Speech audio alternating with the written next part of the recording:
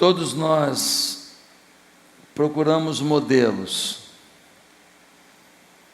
Normalmente procuramos modelos que representam para a gente algum sucesso.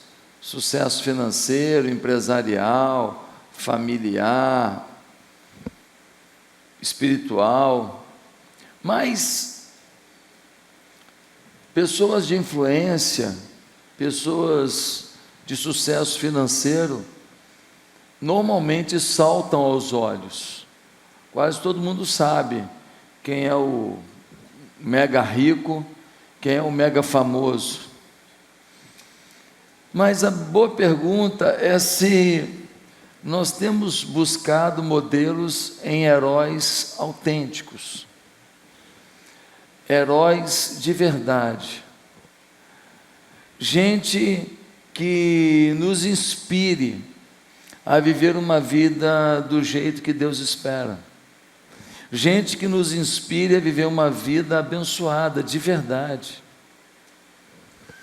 Sem sombra de dúvida, Davi foi uma figura assim. Ele é o único em toda a Escritura a ser chamado de homem segundo o coração de Deus. E a boa pergunta é: Davi foi perfeito? Davi venceu todas as tentações? Davi era imune às tentações? Não. Quem estuda a vida de Davi vai perceber alguns fracassos, alguns erros na caminhada dele.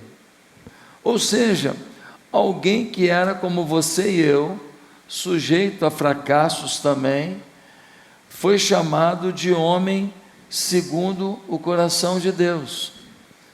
Então, eu queria propor a vocês da gente começar uma série de mensagens hoje sobre a vida de Davi. Uma série de mensagens com o título Um Homem Segundo o Coração de Deus.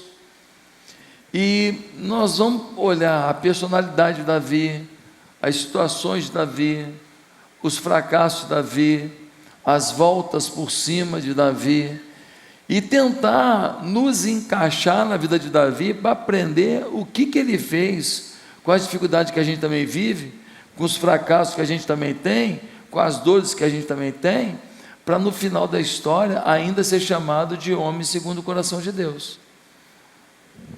E Davi é um exemplo rico do que é um homem anônimo que se tornou uma referência de sucesso. Tem muitas pessoas falando na internet: 3 passos para ficar rico, 4 passos para ficar famoso, 5 passos para poder ficar influente na internet, características do empreendedor vencedor. Bem, o que a Bíblia fala é o manual da verdade. E se tem alguém que saiu do nada, do Zé Ninguém, para ser um grande alguém, foi Davi. Porque ele era um pastor de ovelhas. Ele era um homem do campo. Ele não era nada demais. E ele se torna o rei de Israel. Para começar a nossa série de mensagens hoje, nós vamos pensar no tema homens que Deus procura. Homens que Deus procura, homens no sentido genérico, né? Homens e mulheres que Deus procura. E para a gente pensar nesse tema, a gente precisa contextualizar. O povo estava afastado de Deus. Tinha um sacerdote, profeta e juiz chamado Samuel, que era uma autoridade de Deus. Ele ficou velho, e aí ele passou a liderança para os seus filhos. Você acredita que mesmo Samuel, sendo um homem cheio de Deus, honrado por Deus, um homem incrível nas mãos de Deus, os filhos dele decidiram viver uma vida errada? E os filhos dele se perderam, os filhos dele se deixaram vender, os filhos dele profanaram as coisas de Deus. filhos de um homem como Samuel, fazendo escolhas como filhos de um bandido qualquer.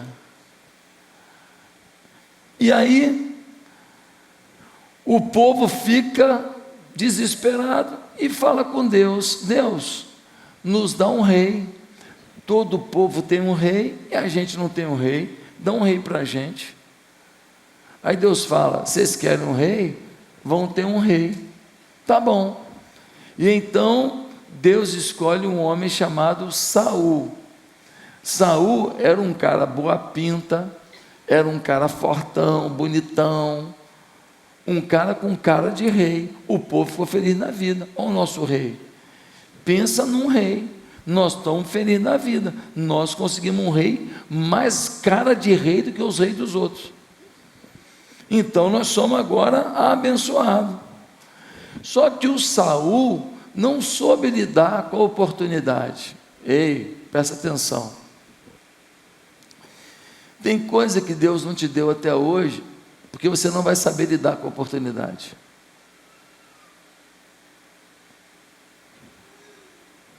E tem coisa que Deus já te deu, que você não soube lidar com a oportunidade. E tem coisa que Deus te deu, e que você soube lidar com a oportunidade. Esse homem aqui, Saul, não soube lidar.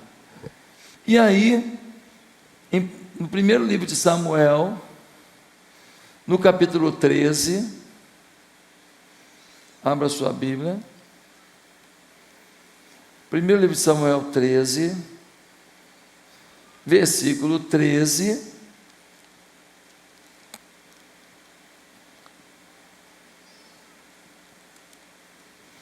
nós lemos assim: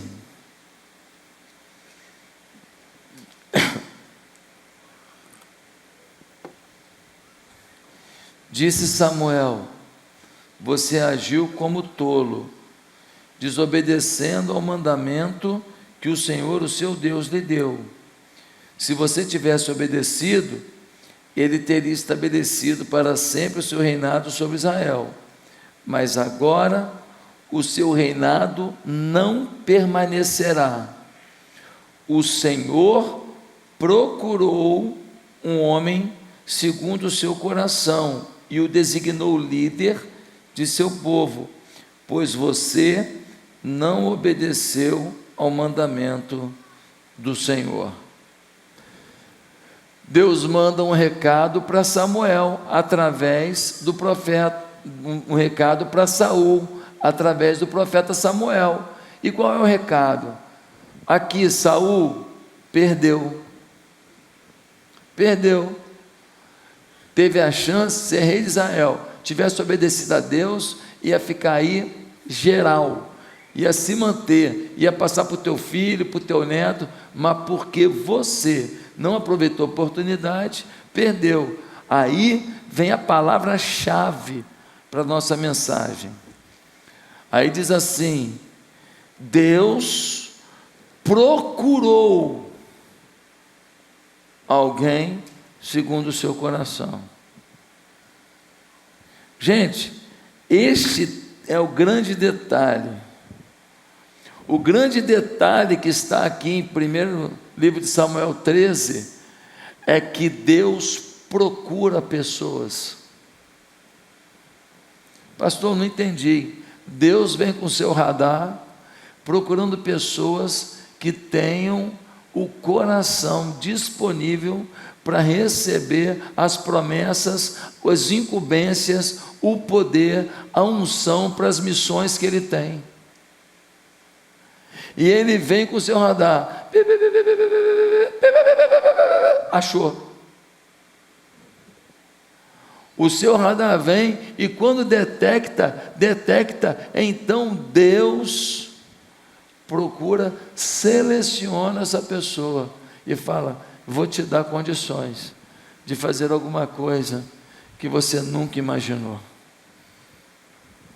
É muito interessante isso, porque Deus poderia ter procurado um anjo encarnado. Várias vezes um anjo foi encarnado, vem em forma humana.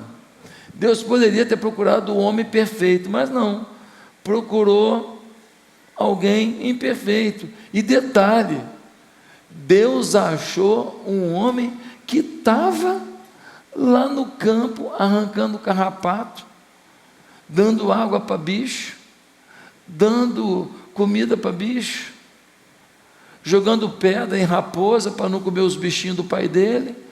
Um homem simples, que ninguém sabia quem era.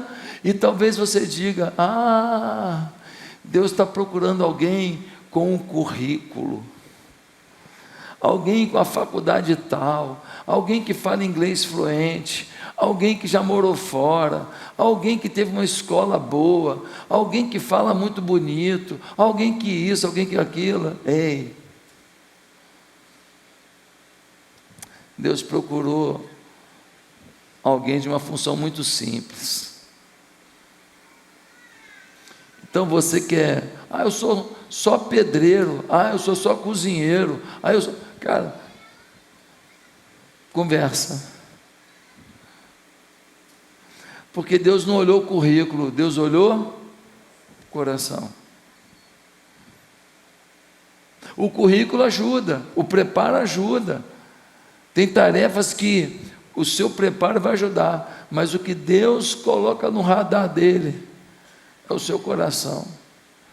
Depois ele vai ver o teu potencial e vai usar o teu potencial, o teu talento, o teu aprendizado da maneira que ele quiser, mas ele olhou o coração. E esse homem, Davi, é interessante o quanto que ele é citado na Bíblia. Você sabia que Davi é o personagem mais citado da Bíblia?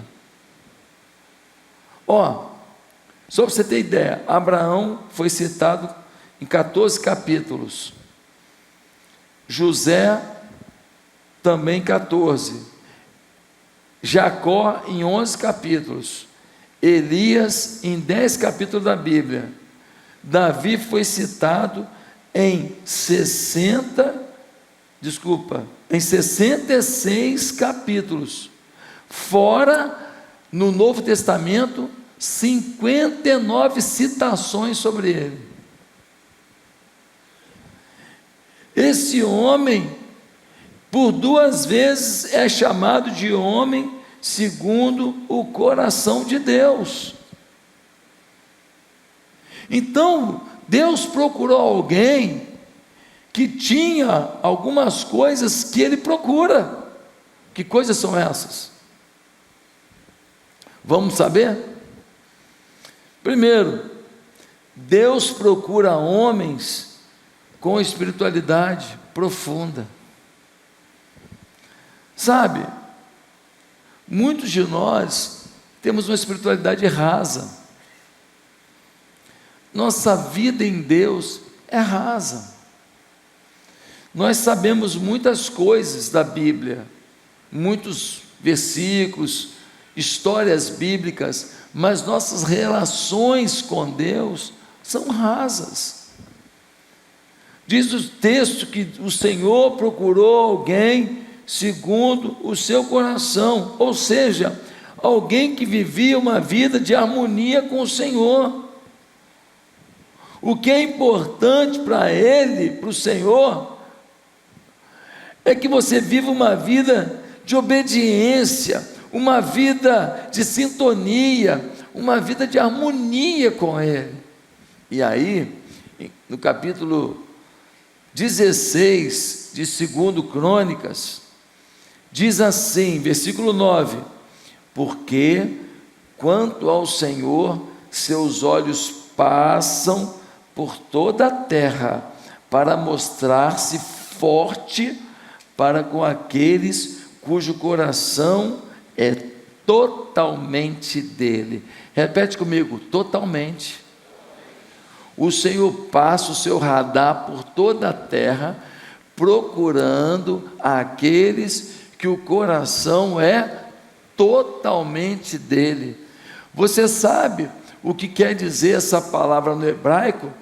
Essa palavra no hebraico, ela significa algo muito intenso, algo completo. Meus amados, Estamos falando de um pastorzinho de ovelha que foi avaliado pela sua espiritualidade. E o termo no hebraico é que ele tinha algo completo, profundo. Quando você se batiza, você faz uma aliança com Deus. Você está dizendo, ó, eu morri para o mundo, eu vou viver para o Senhor. O não viver para o Senhor é um dos descumprimentos do que nós prometemos. O não viver para o Senhor é a gente fugir do princípio bíblico. Se alguém quer vir após mim, negue-se a si mesmo, tome a sua cruz e me siga. É o que a Bíblia diz. Viver o Evangelho é renúncia. Viver o Evangelho é sacrifício. Tem bênção, tem mimo, tem hora legal, tem, mas o reino exige sacrifício. Significa que você precisa mudar o que você faz que não agrada a Deus. Mas sabe qual é o problema hoje? O problema hoje é que as pessoas estão agora definindo o que Deus pode pedir e o que Ele não pode. As pessoas hoje falam assim, isso aqui eu faço, isso aqui eu não quero não. Aí elas falam o quê? Eu não faço isso, eu não sou religioso. Você não é religioso. Então toda vez que o pecado te vence, que a tentação te vence, você chama quem obedece de religioso. Parabéns, você resolveu o problema. Você resolveu o problema. Agora você tem um discurso bonito, mas será que Deus aceitou o seu discurso? A Bíblia é a palavra de Deus. Pastor, mas tem coisa que eu não quero obedecer. Eu estou vivendo uma vida amasiada e não quero casar, para estar com tudo regularizado, se ensina ou não. Pastor, eu já fui casado, estou com a namorada agora, não quero casar errado, então a gente faz sexo, mesmo sem ser marido e mulher, porque não dá para segurar, eu já fui casado. É? Querido, deixa eu te falar uma coisa aqui.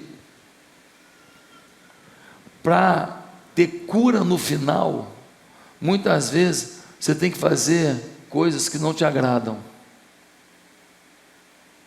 Quando alguém está com câncer e faz uma quimioterapia, dá enjoo, ânsia de vômito, dor de cabeça, dor no corpo, mal-estar, e a pessoa toma uma coisa sabendo que vai passar mal. Por quê? Porque o objetivo não é para agora, é ter cura no final. Tem muita coisa que você não quer, que é desconfortável, mas que se você tomar agora, vai ter cura no final. Mas você não quer. Você quer cura no final sem a químio. Você quer a cura no final sem o tratamento. Você quer a cura no final sem obedecer a receita, o direcionamento. Você vai morrer. Você vai morrer espiritualmente. As pessoas que convivem com você, sem você falar que descobrem quem você é. Vou repetir. Sem você falar que é cristão, convivendo com você, as pessoas descobrem que você é, sem você falar que é. Essa é a espiritualidade profunda. Deus procura a gente que ama estar com Ele.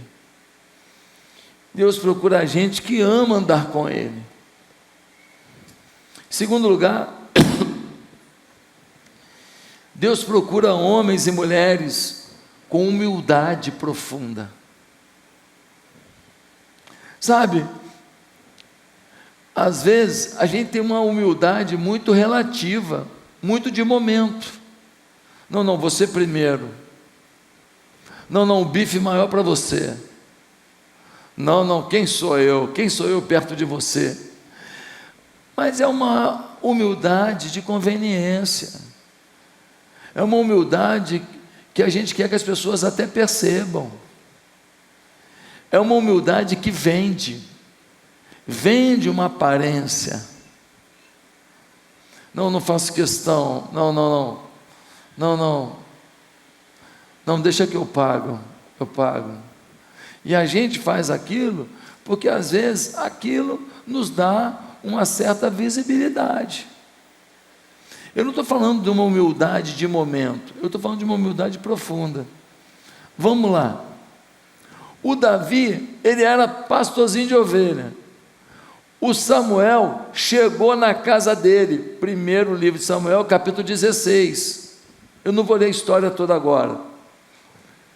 O Samuel vira para o Jessé e fala: Jessé, um dos teus filhos vai ser o rei de Israel. O Jessé fala: eu sabia que esses meninos iam dar em alguma coisa, eu já até sei quem é. Ele traz os filhos todos para a sala e mostra logo o mais fortão, um que foi criado com uma madeira de whey protein. Pensa num cara bonitão, fortão, para substituir Saul, é esse aqui. O Samuel olha e fala: cara de rei mesmo, estava acostumado com Saul. As referências que a gente tem, às vezes, não nos ajudam a enxergar o que Deus está vendo. A gente tem uma referência, era Saul. Esse aqui é bonitão igual o outro, deve ser esse aqui. E ele já vai até para coroar o cara.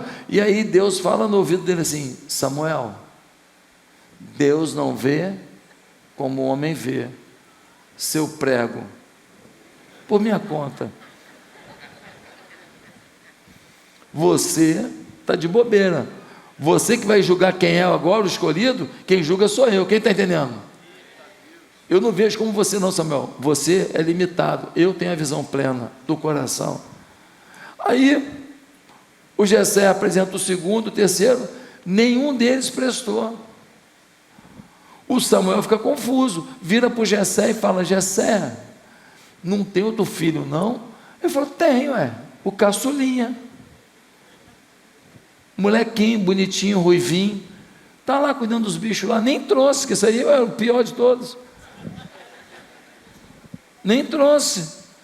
Você falou que ia ser rei, não ia ser ele, né? Não, traz ele lá. Davi, dá uma chegada aqui na casa. O moleque deixa o rebanho e vem correndo. Chega na sala suado, cabelo todo lã de bicho na cabeça, fedendo a ovelha. Pastor fede a ovelha. Pastor, quem não quer ser pastor, você tem que cuidar da sua célula, você tem que feder a ovelha. Davi chega suado, cheirando a ovelha. Quando ele entra no ambiente, a glória de Deus, Deus fala com Samuel: esse é o meu homem. Samuel olha para o garotinho e fala: caramba, sério? É mesmo? Vai no ouvido de Davi e fala assim: você será o futuro rei de Israel. Agora pensa comigo, o que você faria? Para ficar mais fácil, para uma limusine na porta da sua casa amanhã, mó tumulto, um monte de guarda, um monte de segurança. Aí te chamam: olha, é você fulano, vamos botar um nome fictício aqui, vamos botar um nome aqui, Carlos. Carlos, é para você lá fora, uma limusine, um monte de segurança. Quando você chega lá fora, quem desce do carro? Elon Musk. cara mais rico do mundo. Ele vira para você e fala assim: tu faz o que na vida? Eu trabalho vendendo. Como que tu faz? Trabalho no balcão, fico o dia inteiro vendendo, fico 12 horas em pé, tomo bronca o dia inteiro, um calor miserável. Tu ganha quanto? Um salário mínimo. Tem plano de saúde? Não. Tem ticket de alimentação? Não. Ele dá lá uma quentinha furreca. Tem vale transporte? Não. Ele manda vir de bicicleta. Pois é, eu vim aqui te comunicar que você vai ser meu CEO. Estou te levando para os Estados Unidos, vou te treinar, vou te capacitar. Mesmo durante o treinamento, você vai ganhar 200 milhões de dólares por ano. Mas e se eu não tiver competência? Deus falou comigo que você tem, eu só te treinar. Mas eu sou vendedor do balcão. Pois é, mas você vai arrebentar. Mas já vai começar a ganhar no primeiro mês. Se eu não quiser ficar, não fica, já leva 200 milhões no primeiro mês. O que você faz? Mãe, já liga logo para a mãe, né? Mãe, aqui, ó. Ela, o moço que está aqui em casa, café pilão está servido. Você vai ligar para os amigos, você despede, você fica louco. Foi o que aconteceu com o Davi. Sabe o que ele fez? Ele voltou para o campo para cuidar dos bichinhos. Ele acabou de saber que ele vai ser rei de Israel. Ele fala: seu Samuel, muito obrigado, tá? Obrigado, de coração. Voltou para cuidar do rebanho.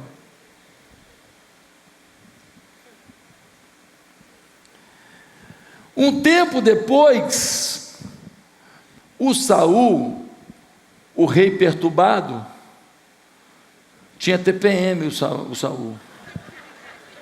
Tinha TPM. O Saul está querendo matar todo mundo. Aí, olha o que acontece. Versículo 17 do capítulo 16. Capítulo 16 de 1 Samuel, versículo 17. Diz assim: e Saul respondeu aos que o serviam: encontre alguém que toque bem e tragam-no até aqui. Um dos oficiais respondeu: conheço um filho de Jessé de Belém que sabe tocar harpa. É um guerreiro valente, que sabe falar bem, tem boa aparência, e o Senhor está com ele. Gente, no palácio tem gente que já sabe da espiritualidade de Davi. Ele é um Zé Ninguém, socialmente falando, mas já tem gente no palácio que encontrou com ele, que conviveu com ele, falou: tem um moleque que toca harpa muito bem, e é um homem que Deus está com ele. Aí manda o convite: Davi, vem tocar harpa para o Saul. Ele vai. Ele podia falar: eu vou tocar harpa para esse rei caído, eu sou o novo rei de Israel, eu vou tocar harpa para qualquer um. Dava desculpa, quebrei o dedo, cortei o dedo, não estou podendo. Mas não, ele vai. Chega lá o Saul perturbado, tenta matar ele, joga uma lança, tem que se desviar da lança. Ele continua servindo um rei maldito. O Salmo 78, 70 diz: também escolheu a Davi seu servo, e o tomou dos redis das ovelhas. O Salmo 89, 20 diz: encontrei Davi meu servo, com o meu santo óleo ungi. Davi é humildade em pessoa, homem humilde. Sabe, os holofotes não mudaram sua vida. Ele saiu do campo, foi trabalhar para o rei no palácio, e continuou o mesmo Davizinho. Ele se tornou o rei de Israel, e continuou o mesmo Davi. Depois algumas coisas aconteceram, né? Nós sabemos. Mas ele tinha uma humildade, mesmo sabendo que seria o futuro rei de Israel, uma humildade contagiante. Sabe por que muitas mulheres não se contentam em serem amadas? Elas querem ser mais atraentes que suas amigas. Você não entendeu, né? Tá bom. Fingiu que não. Eu repito. Algumas mulheres não querem só ser amadas por seus maridos. Elas querem vencer a concorrência com as amigas. Então o foco no corpo passa a ser tão alucinante, tão desafiador, que o cuidado com o marido e o amor do marido fica em segundo plano. Quem está entendendo? Sabe o nome disso? Falta de humildade. Nada contra cuidar do corpo, está bonita, nada disso. O que eu estou falando é quando a mentalidade de competitividade nos toma de tal maneira que a gente perde o que é mais importante para provar o que nem precisa. Alguns homens perdem amizades, por quê? Porque querem ganhar uma discussão sobre um assunto bobo. Um assunto de time, acaba com uma amizade. Os caras cheios do dinheiro, você se ferrando e perdendo uma amizade ainda. Por quê? Vaidade. Você soube da história dos dois amigos que acharam uma lâmpada do gênio? Eles acharam a lâmpada do gênio, esfregaram a lâmpada do gênio, o gênio apareceu e falou para os dois: cada um tem direito a um pedido, só que um só pede. O que um pedir, o outro recebe em dobro. Os caras eram amigos, e aí eles falaram assim: se eu pedir uma Ferrari, ele ganha duas? Isso. Se eu pedir uma mansão, ele ganha duas? Sim. Se eu pedir 100 milhões de dólares, ele ganha 200? Isso. Ninguém queria pedir primeiro.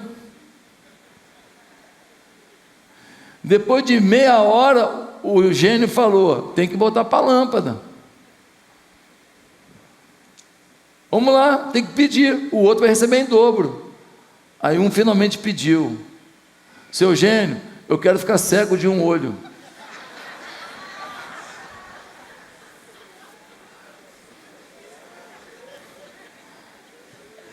É desse jeito. Para não ver a felicidade do outro em dobro, a gente abre da nossa. A gente às vezes se alega mais com a desgraça de alguém que com a nossa própria vitória. Às vezes o sucesso de alguém nos faz mal. José do Egito era aquela pessoa que era humilde plenamente, e por conta disso não tinha dificuldade de promover pessoas. Lembra que Potifar disse, o dono dele, falou: minha fazenda prospera por causa de José. Ele promove a minha vida. José era um promotor. Humildade é a gente não ter a menor dificuldade de promover os outros, ainda que na condição de servo, ainda que na condição de escravo, ainda que sem dinheiro, ainda que apertado. Lembra de Moisés? Moisés, ele tinha 40 anos de idade, era neto do faraó. O povo dele sendo subjugado, humilhado. Ele podia falar com o avô dele: vô, pelo amor de Deus, você está passando do limite, vai ter uma revolta daqui a pouco, não pode ser assim, dá dignidade para o povo. O povo de Israel é um povo leal, é um povo que nunca fez nada contra o Senhor, mas ele não fez isso. O que ele fez? Resolveu com as próprias mãos, foi lá, matou um egípcio, teve que fugir. Aí quando ele está com 80 anos, Deus aparece para ele e fala: vai lá libertar o povo. O que ele fala? Como que eu vou libertar o povo? Eu não consigo. Mas nos 40 anos tu falou que conseguia. Pois é, mas agora eu digo que eu não consigo. Aí Deus fala para ele: quando você pensou que conseguia, fez besteira, porque agora você acha que não consegue, agora você pode, porque eu farei. A tua humildade precede a ação de Deus. A tua humildade precede a manifestação de Deus. Meus amados irmãos, nós somos de uma humildade profunda. Mas tem uma terceira e última coisa que Deus procura: uma integridade profunda. Integridade profunda. Irmãos, no Salmo 78, versículo 71, diz assim: tirou do cuidado das ovelhas e suas crias, para ser o pastor de Jacó, seu povo, e de Israel, sua herança, e ele os apacentou, consoante a integridade do seu coração, e os dirigiu com mãos precavidas. Deus procura gente humilde, gente espiritual e gente íntegra, gente que vive realmente uma vida balizar, uma vida modelar. O termo hebraico aqui é tamã, que significa completo, inteiro, inocente, que vive com simplicidade, sadio, sólido, forte. Íntegro é o que você vive quando ninguém está olhando. Íntegro é o que você é quando você está com o computador aberto de madrugada, quando você tem lá as ofertas lá do streaming, do Netflix ou de outro, e você escolhe um filme. Íntegro é o que você é quando alguém te faz uma proposta de um dinheiro grande e fácil, teoricamente. Íntegro é o que você é quando alguém que você sabe que pode te ajudar, vem falando mal de alguém, e você sabe que se você defender alguém, esse que pode te ajudar, vai ficar chateado contigo, e aí você se cala. Mas se Deus quer usar a todos nós, e nós precisamos de espiritualidade, humildade, integridade, como que Deus promove isso na gente? Como que Deus coloca espiritualidade, integridade e humildade na gente? Qual é o processo de Deus? Primeiro, Deus usa a solidão.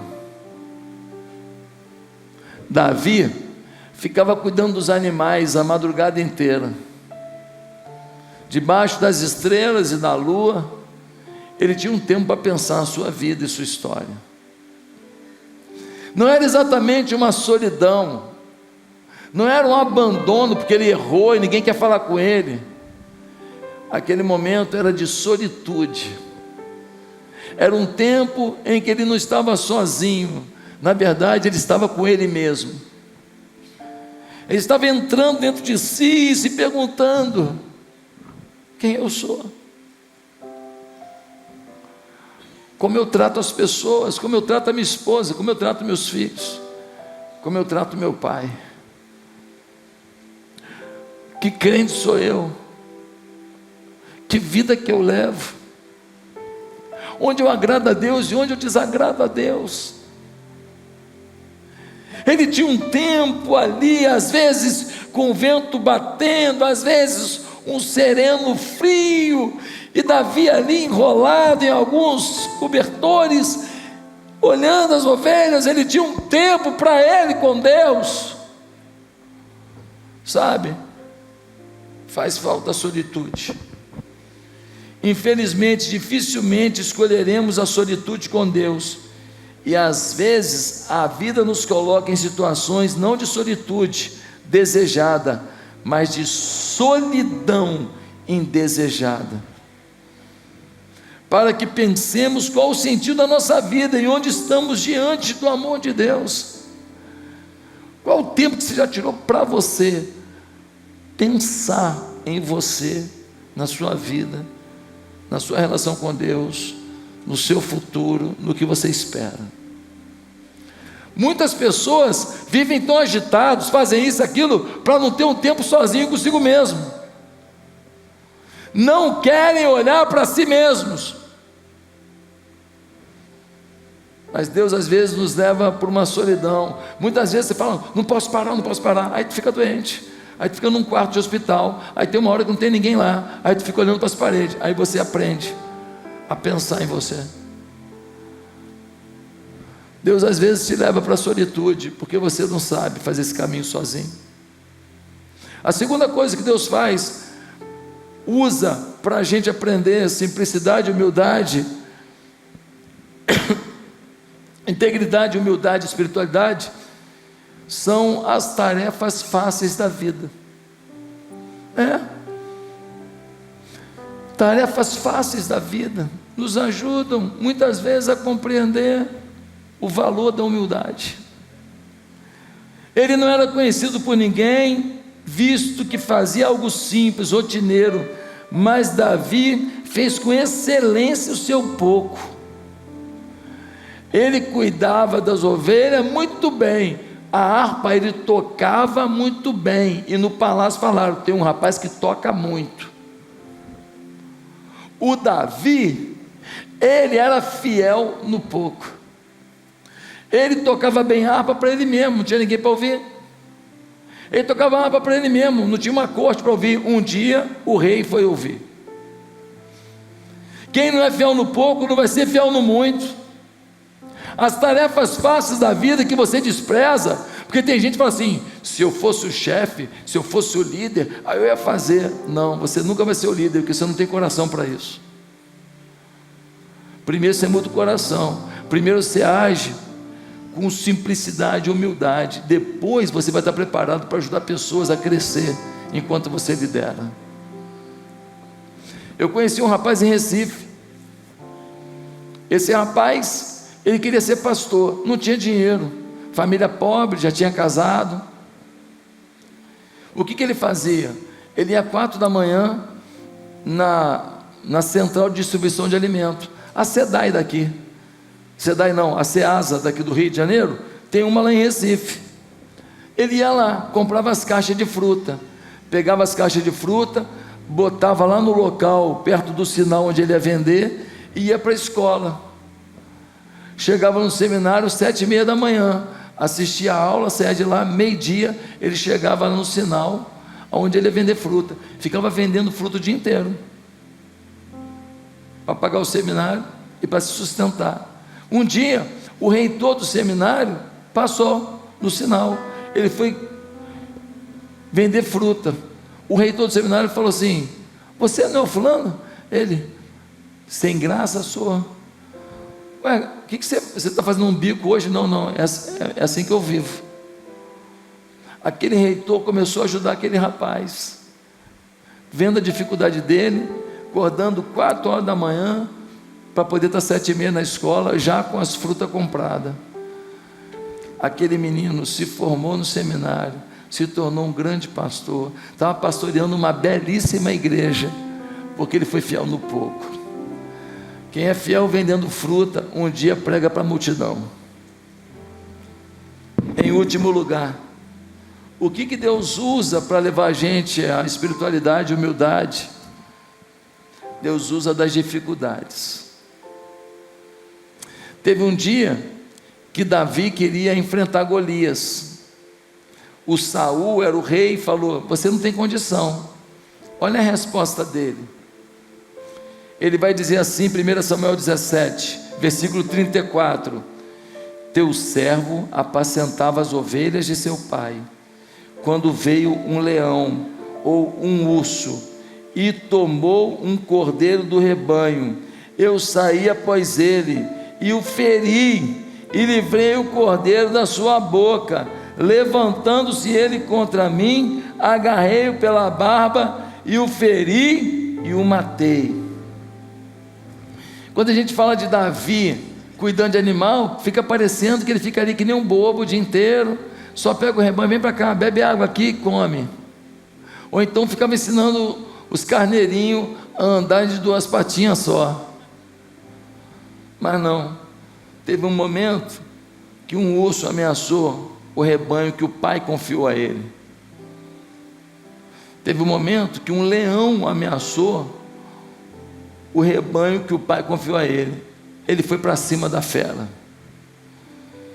ele peitou um leão, ele mata um leão, ele bota a vida em risco por uma ovelha de seu pai. Por isso, na célula, quando alguém está saindo, quando alguém está tal, você fala: ah, chato, pode ir. Você está errado, porque você precisa lutar, correr risco de morrer por uma ovelha de seu pai. O pai, quando te confia alguém, ele está confiando que você vai tratar. Meus amados irmãos, Davi, ele passou por guerras, brigas, ameaças, e essas dificuldades fazem a gente o quê? Depender de Deus.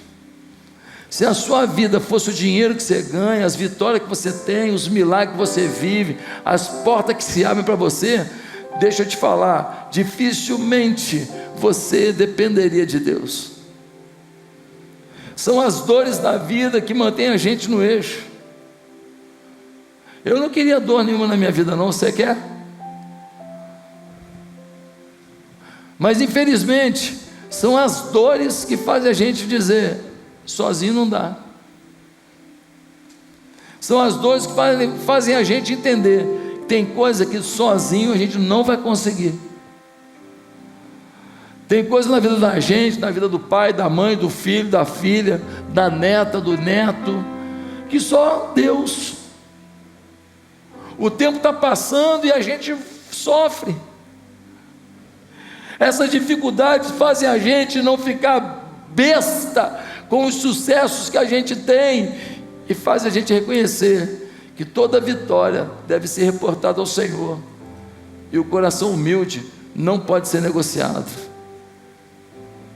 Por isso, eu quero fazer algumas pequenas conclusões. Primeiro, é nas pequenas coisas e nos lugares solitários que provamos ser grandes, que provamos ser capazes de grandes coisas. Segundo, não gostamos do tempo em que passamos pelo aperfeiçoamento divino, mas eles são necessários para que não percamos nossas bênçãos. Terceiro, enquanto você trabalha solitário, Deus prepara um caminho infinitamente maior do que o que você tem. Então somente guarde o coração na hora da solidão.